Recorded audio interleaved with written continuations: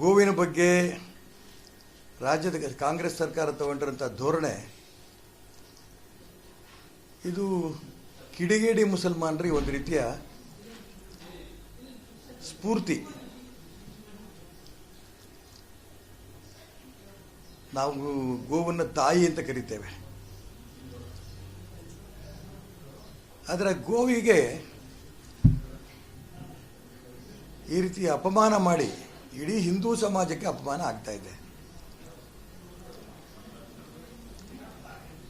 ಕೆಚ್ಚಲನ್ನ ಕಡಿದು ಆ ಹಸುಗಳ ಕಾಲಿಗೆ ಕತ್ತಿಯಿಂದ ಹೊಡೆದು ಗಾಯ ಮಾಡ್ತಿರೋದು ನೋಡಿದ್ರೆ ಉದ್ದೇಶಪೂರ್ವಕವಾಗಿ